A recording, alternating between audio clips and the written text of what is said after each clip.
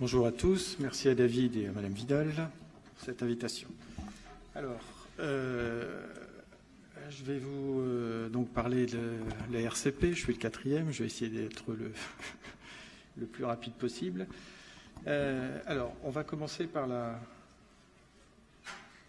une petite revue un petit peu de l'organisation de l'obésité sur la clinique du millénaire. Donc c'est un centre là qui a été labellisé cette année par la SOFCOM. Avec donc tout se passe sur un seul lieu. Avec donc 3 chirurgiens, 2 nutritionnistes, 4 plus 3 diététiciennes. 4, c'est 4 diététiciennes de la clinique du millénaire, plus les 3 diététiciennes qui travaillent sur la clinique des Oliviers. 7 anesthésistes réanimateurs qui sont tous formés à la chirurgie bariatrique. Ils ont fait des formations spécifiques. 4 gastro aussi formés, un psychiatre, 2 cardio. Les pneumologues, les radiologues dédiés, un plasticien, une infirmière coordinatrice, un kiné, une orthésiste et bien sûr le matériel. Avec depuis peu une hospitalisation dédiée à la chirurgie de l'obésité à l'intérieur de la clinique. S'associe un centre à la clinique des Oliviers qui vient d'être labellisé en 2014 avec un programme d'éducation nutritionnelle qui a été mis au point et porté à bout de bras par Romain Vigne, qui est le diététicien responsable de la clinique, et qui nous permet de pouvoir éduquer tous nos patients, j'y reviendrai tout à l'heure.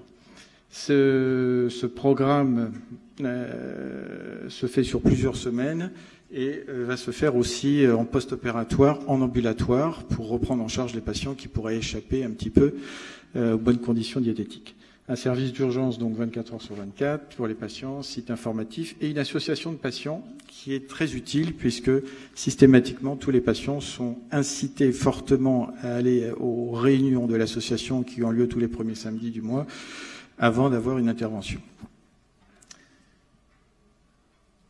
Les consultations. La première fois, une première consultation, soit par un des 3 chirurgiens, soit par les nutritionnistes endocrinos, soit aussi par les gastro-entérologues. Alors, gastro-entérologue, ça peut paraître bizarre, c'est parce qu'on a pris le parti de systématiquement présenter au RCP tous les patients qui sont susceptibles d'avoir un ballon intragastrique.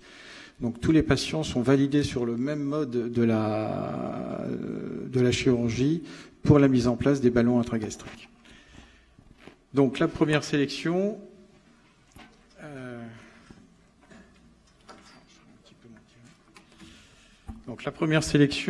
on a environ 20% de patients qui sont compatibles chirurgie. Ce sont des patients qui sont directement adressés par les nutritionnistes endocrinos, qui sont en échec de régime et qu'on nous adresse directement pour une prise en charge chirurgicale. 45% sont possibles, ce sont des patients chez qui on peut proposer une chirurgie, mais qui vont avoir besoin d'une préparation, et notamment nutritionnelle et diététique. L'évaluation psychiatrique dans 5% des cas, et on a environ 20% de patients qui ne relèvent absolument pas de la chirurgie de l'obésité et qui sont donc redirigés soit sur une préparation médicale ou paramédicale. Et les ballons intragastriques représentent environ 10%. Alors, petite spécificité, pour les patients pour qui la chirurgie est possible de première intention, systématiquement, à 1 mois après cette consultation, l'infirmière coordinatrice les recontacte systématiquement pour leur demander s'ils ont bien compris, s'ils ont d'autres questions. C'est une petite consultation par téléphone et elle leur demande s'ils sont toujours d'accord pour s'engager dans un bilan.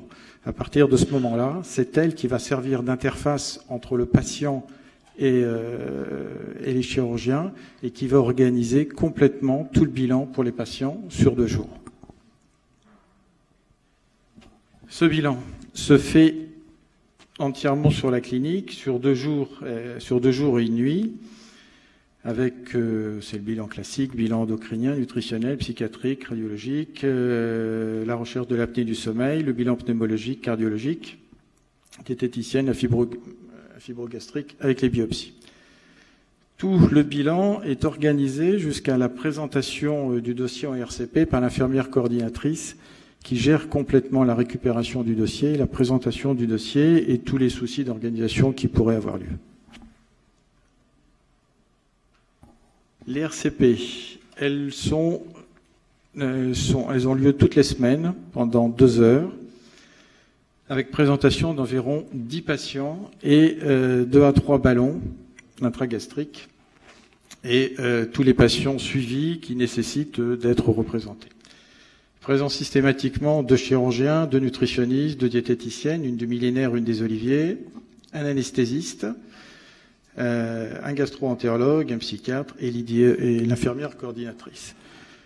Il faut avouer que la présence de tout le monde à cette consultation n'a pas été facile à obtenir. Il a fallu, c'est vraiment effectif depuis début 2011, notamment pour avoir régulièrement les anesthésistes. Ce sont les seuls après lesquels il faut quasiment les enchaîner pour qu'ils viennent. Mais maintenant, ils ont pris le pli, ils viennent systématiquement. Présent et occasionnel, les médecins traitants qui sont conviés. Et un compte-rendu est systématiquement envoyé aux médecins traitants. Alors, les décisions de la RCP. Soit une chirurgie directe est possible, ce qui est souvent rare, parce que les patients ont souvent besoin d'une éducation, soit une nécessité de préparation aux oliviers qui représente 85 à 90% des gens.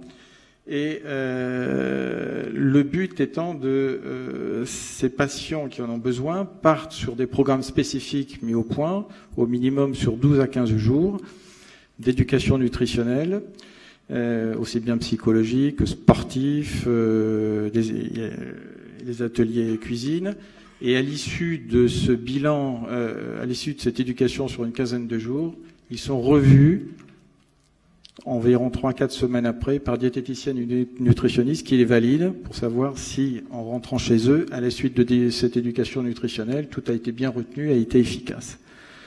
Et ensuite, les patients, après cette nouvelle réévaluation, sont repassés en RCP pour validation définitive pour une éventuelle chirurgie. Les poses de ballon, bien sûr, pendant les RCP. Alors, on s'est mis comme, puisqu'il n'y a rien pour les ballons intragastriques, systématiquement, ils sont vus donc par le gastro, nutritionniste, psychiatre, diète et anesthésiste. Le délai minimum avant une intervention est bien sûr de 6 mois. L'hospitalisation et le post-op, ça sort un petit peu du programme, simplement pour vous expliquer comment on fonctionne. Pendant l'hospitalisation, systématiquement, tous les patients sont vus dès J2 par la diététicienne jusqu'au moment de leur sortie, où il y a un dernier récapitulatif avec des feuillets donnés. Cette diététicienne est joignable 7 jours sur 7, de 8h30 jusqu'à 18h, pour tous les patients dans le 1er à 2 mois qui suit l'intervention. Parce que on s'aperçoit que, auparavant, on était submergé à la consultation parce qu'on avait des appels pour savoir si on pouvait manger du riz avec de la sauce, si on pouvait manger des poireaux, même malgré toute l'éducation, toutes les explications qu'on leur avait données. Et grâce à ce système-là, les diététiciennes nous ont soulagé d'environ 90% des coups de téléphone. Et ça marche très bien.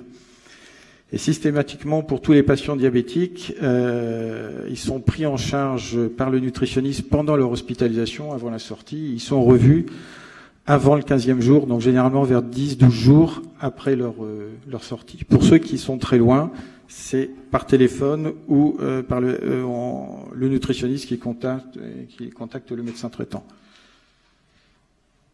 Le post-opératoire, c'est classique. Les points importants sur lesquels on a beaucoup travaillé pour arriver à ces RCP, à cette organisation, portaient surtout sur la présence de l'anesthésiste, comme je disais tout à l'heure, le suivi diète en hospitalisation, le suivi diabétique, la structure d'éducation nutritionnelle qui, pour nous, est le pilier indispensable de la chirurgie de l'obésité. On ne pourrait plus maintenant préparer les gens, les opérer, les suivre sans cette structure d'éducation aux oliviers qui pour nous est primordiale. D'autant plus que ça a créé des liens très importants entre la clinique du millénaire, entre Millénaire Obésité Montpellier, le centre, et puis les oliviers, avec des réunions régulières et des ajustages permanents. Autre intérêt de l'ERCP, c'est grâce à ça aussi qu'on a intéressé beaucoup les anesthésistes, c'est les publications. Parce que grâce à ça, on a réussi à publier pas mal de choses, notamment pour les anticoagulants, comme Philippe Burtin qui était venu à Comédit la dernière fois, et ce qui nous a permis de publier, grâce à l'association des anesthésistes l'ASFAR, au niveau international, sur ces anticoagulants. Et d'autres petites choses qu'on a en préparation. Voilà. Merci.